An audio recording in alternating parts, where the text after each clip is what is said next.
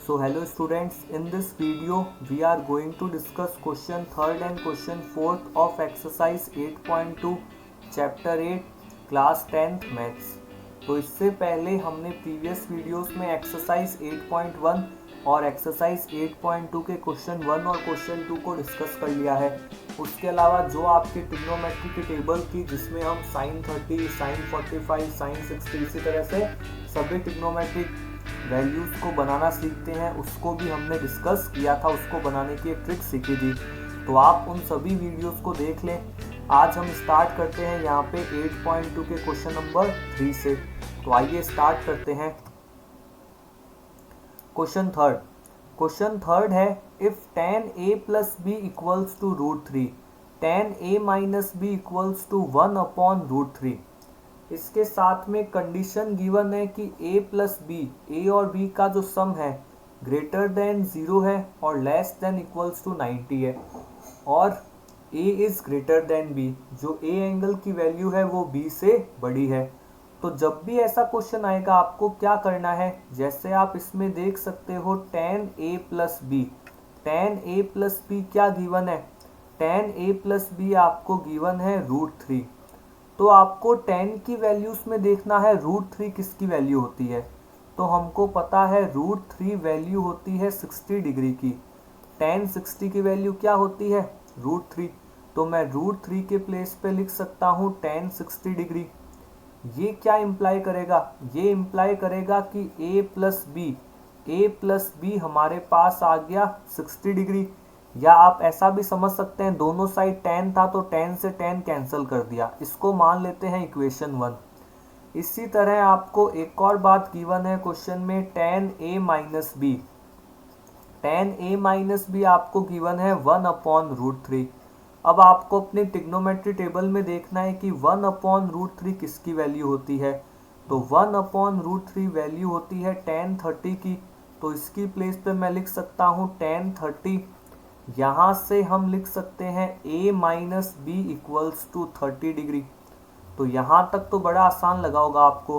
अब आप सोच रहे होंगे सर हर क्वेश्चन में ज़रूरी है कि अगर क्वेश्चन tan का है तो यहाँ पे tan की ही वैल्यू देगा, अगर यहाँ पे हाफ लिख देता तो फिर मैं क्या करता, tan के अंदर तो हाफ की वैल्यू होती नहीं है। तो बेटा ऐसा कभी नहीं होगा, क्वेश्चन में जो ट्रिग्नोमेट्रिक रेशियो गिवन होगा उसी की वैल्यू आपको गिवन होगी ताकि आप उसको रिप्लेस कर सके। अगर यहाँ पे हाफ होगा तो आपको साइन या कॉस गिवन होगा जिसके अंदर जो वैल्यूज हमने पढ़ी है 0, 30, 45, 60, 90, एक वैल्यू इसको सेटिस्फाई कर देगी। अच्छा एक और बात, अभी हम बात कर रहे हैं कि a और b यहाँ पे कौन से एंगल हैं, एक्यूट एंगल है। क्वेश्चन में कंडीशन गिवन भी है, नहीं तो भी आपने जहाँ तक वैल्यूज पढ़ी है उसमें आपने पढ़ा है 90 तक, तो वहाँ पे तो ये कॉन्सेप्ट ठीक है कि √3 tan 60 की वैल्यू भी होती है। उसके बाद अगर आप हायर क्लासेस में और आगे पढ़ेंगे तो आप देखेंगे कि tan की कुछ वैल्यूज हैं जो बार बार रिपीट होती है, पर अभी हम उन सब चीज़ों को डिस्कस नहीं करेंगे। तो ऐसे क्वेश्चंस को करने के लिए आप एक ट्रिक याद रख सकते हैं। ट्रिक क्या है, देखो 3 रेशियो की मैं बात करता हूँ। अगर कभी भी tan x equal to tan y given हो तो आप सिंपली क्या लिख सकते हैं, आप लिख सकते हैं x इक्वल टू y, जो हमने इस क्वेश्चन में किया। tan a plus B equal था tan 60 के, तो मैंने a प्लस बी को इक्वल लिख दिया 60 के। ऐसा ही मैं कर सकता हूँ साइन के लिए भी। अगर sin x equal to sine y होगा तो x इक्वल होगा y के, और सिमिलरली मैं इसको लिख सकता हूँ cos के लिए भी, cos x equal to cos y होगा, तो भी मैं इम्प्लाई कर सकता हूँ x इक्वल टू y। तीनों ट्रिग्नोमेट्रिक रेशियोज के लिए आप कर सकते हो। कंडीशन जो इस क्वेश्चन में थी कि x प्लस वाई का सम 0 से बड़ा होगा और 90 से कम, मतलब हम एक्यूट एंगल्स की बात करेंगे। तो आप 10th में जो एंगल्स पढ़ते हैं ट्रिग्नोमेट्रिक रेशियोज में वो सारे एक्यूट है। तो बेसिकली 10th में तो मैं हमेशा इसको अप्लाई कर सकता हूँ। 11th में जब आप फिर से पढ़ेंगे तो कुछ इसमें एडिशन, कुछ इसमें मॉडिफिकेशन, कुछ इसमें चेंजेस और कर देंगे। तो अभी के लिए तो आप इसको ध्यान में रख सकते हो। तो क्वेश्चन यहाँ तक हो गया। इसके बाद तो बड़ा आसान है, आपको a और b को फाइंड आउट करना है। 2 इक्वेशंस है, दोनों को सॉल्व कर दे। दोनों को सॉल्व कैसे करें, दोनों इक्वेशंस को ऐड कर दूं, तो वैसे ही b से b कैंसिल हो जाएगा। अगर मैं दोनों इक्वेशंस को ऐड कर दूं तो a की वैल्यू वहां से फाइंड आउट हो सकती है। तो आप क्या लिख दें, आप यहाँ पे लिख सकते हैं add equation 1 and equation 2। Equation 1 और 2 को जैसे ही आप ऐड करेंगे आप क्या देखेंगे, इसके अंदर b से b कैंसल आउट हो रहा है और 2a की वैल्यू क्या आ गई, 2a की वैल्यू आ रही है 90 डिग्री। इसका मतलब a की वैल्यू आ जाएगी 90/2 45 डिग्रीज। a की वैल्यू आ गई 45 डिग्री। इसके बाद आपको b फाइंड आउट करना है, तो आप a की वैल्यू को इक्वेशन 1 या इक्वेशन 2 किसी में भी रख सकते हैं। तो मैं इक्वेशन 1 में रखता हूँ put value of a in equation 1। Equation 1 क्या थी, इक्वेशन 1 थी a plus B equals to 60, मतलब यहाँ पे हो जाएगा 45 प्लस बी इक्वल्स टू 60। तो b की वैल्यू क्या आ गई, b की वैल्यू आ गई 60 माइनस 45 मतलब 15 डिग्रीज। तो आपसे a और b की वैल्यूज पूछी थी, गिवन कंडीशंस पे सेटिस्फाई है, a is greater than b, 45 is greater than b। तो ये हमने सॉल्व किया क्वेश्चन नंबर 3। आइए देखते हैं नेक्स्ट क्वेश्चन। नेक्स्ट क्वेश्चन है state whether the following statements are true और फॉल्स, जस्टिफाई और आंसर। तो कुछ क्वेश्चन गिवन है ट्रू और फॉल्स के, वैसे भी इंपॉर्टेंट थे। आजकल आपके पेपर में ऑब्जेक्टिव का परसेंटेज बढ़ गया है तो ऐसे क्वेश्चंस और ज़्यादा इंपॉर्टेंट हो जाते हैं। तो पहला पार्ट देखते हैं। पहला पार्ट है साइन ए प्लस बी। आपको वेरीफाई करना है sine A plus B equals to sine A plus sine B.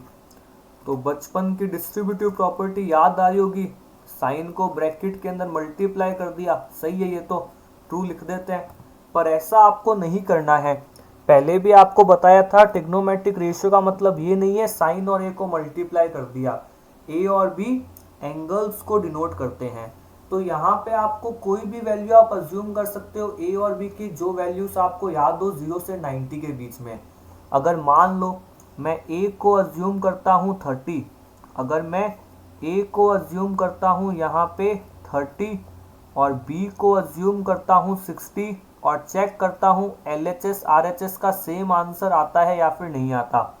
तो सबसे पहले LHS को देखते हैं।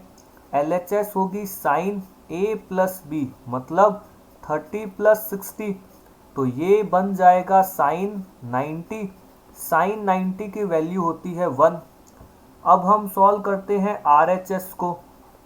RHS के अंदर है साइन ए मतलब साइन 30 प्लस साइन बी मतलब साइन 60। दोनों की वैल्यूज को पुट करो। साइन 30 की वैल्यू होती है आपके पास 1/2 और साइन 60 की वैल्यू आपके पास होती है √3/2। इन दोनों को ऐड करेंगे तो ये बात तो क्लियर है 1 तो नहीं आएगा। अगर मैं इसका एलसीएम भी लेता हूँ तो मेरे पास आएगा 1 प्लस √3/2, जो क्लियरली 1 के इक्वल नहीं है। तो मैं लिख सकता हूँ LHS not equals to RHS। इसका मतलब ये जो था ये आपके पास क्या आ गया, ये आपके पास आ गया फॉल्स। अब आप कहो सर आपने 30 और 60 ली, हम अगर 0 डिग्री वैल्यू लेते, दोनों की सेम लेते 0, तो हमारा आंसर सही आता। बिल्कुल बात है, सही आ सकता है, पर ट्रू का मतलब क्या होता है, जो हर जगह ट्रू हो, हर वैल्यू पे ट्रू हो। अगर आपका किसी एक वैल्यू पे ट्रू आ भी जाता है तो आपको बाकी वैल्यूज पे भी चेक करना है, 0, 30, 45, 60, 90 डिफरेंट वैल्यूज पे चेक करना है। अगर सभी पे इक्वल है जब भी आप कहेंगे ट्रू, अदरवाइज कहेंगे फॉल्स। तो मैंने ऐसा एग्जांपल लिया जिसमें फॉल्स आ गया। सेकंड है the value of sine theta increases as theta increases. तो यहाँ पे भी बेटा वही बात है, हम थीटा किसकी बात करेंगे, हम थीटा लेंगे 90 से छोटा या 90 तक, या बेसिकली मैं कह सकता हूँ 0 से 90 के बीच में लूंगा। 90 से हायर लोगे तो यहाँ पे ये चेंज हो जाएगी, है ना। 90 के बाद की वैल्यूज लेते हैं तो जरूरी नहीं है कि जो आंसर हम अभी लिख रहे हैं वो हमेशा ट्रू हो, हमेशा फॉल्स हो, पर हम अभी इन्हीं वैल्यूज की बात करेंगे। तो सेकंड पार्ट कह रहा है जैसे जैसे मैं थीटा को इंक्रीज करूंगा साइन भी इंक्रीज होगा क्या। तो चलो देखते हैं। इसने कहा है कि अगर थीटा को इंक्रीज करते हैं तो साइन की वैल्यू भी इंक्रीज होगी। देखते हैं वैल्यूज जो हमको पता है। साइन 0 डिग्री की वैल्यू क्या होती है 0। साइन 30 डिग्री है अगला, उसकी वैल्यू होती है हाफ। साइन 45 है, साइन 45 की वैल्यू होती है 1/√2। नेक्स्ट है साइन 60, साइन 60 की वैल्यू होती है √3/2। और लास्ट आपको वैल्यू पता है साइन 90, इसकी वैल्यू होती है 1। तो ये 0 है, ठीक है, 0 से हाफ हो रहा है मतलब इंक्रीज हो रहा है, बात सही है। अब हाफ से 1/√2 हो गया। इसको अगर मैं सॉल्व करता हूँ ना एक्यूरेट, तो मेरे पास आता है 0.707। और √3 की वैल्यू आपको पता है 1.732। उसको आप 2 से डिवाइड कर दो तो वैल्यू आएगी 866। और उसके बाद आपको 1 गिवन है। तो आप क्लियरली देख सकते हो जैसे जैसे थीटा बढ़ रहा है साइन बढ़ रहा है। चलो आपको ये वैल्यूज नहीं भी पता, आप कहते हो सर ये हम इतना सॉल्व नहीं कर सकते, तो 3 वैल्यूज दिख रही है। 0 से जा रहा है हाफ, हाफ से जा रहा है 1, तो ऑब्वियस सी बात है इंक्रीज हो रहा है। इसका मतलब हम आंसर क्या लिख देंगे, हम यहाँ पे आंसर लिख देंगे ट्रू। ऊपर मैंने कंडीशन आपको बता दी, साइन 90 के बाद वाली वैल्यूज आपको नहीं लेनी है। नेक्स्ट इसने कहा है cos theta increases as theta increases. जैसे साइन थीटा के साथ इंक्रीज हो रहा है वैसे cos भी इंक्रीज होता है क्या। मतलब अगर थीटा को इंक्रीज करूं तो cos भी इंक्रीज होगा क्या। आपको पता है cos की वैल्यूज हम कैसे निकालते थे, साइन के रिवर्स ऑर्डर में। तो cos 0 होगा 1, यहीं से आप बात को समझ गए होंगे। cos 30 की वैल्यू क्या होती है, cos 30 की वैल्यू होगी √3/2, जो हमने पीछे लिखा था 0.866। cos 45 की वैल्यू फिर से होती है 1/√2।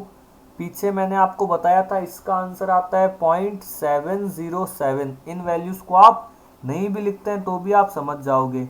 cos 60 है हाफ और cos 90 है 0। तो ये तो भाई उल्टा काम हो गया, इंक्रीज नहीं हो रहा। 1 से 0.8 हुआ, 0.7 हुआ, हाफ का मतलब क्या होता है 0.5 हुआ, 0 हो गया।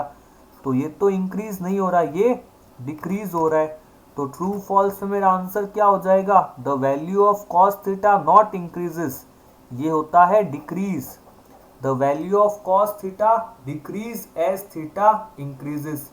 अगला उसने कहा है sine theta equals to cos theta for all values of theta.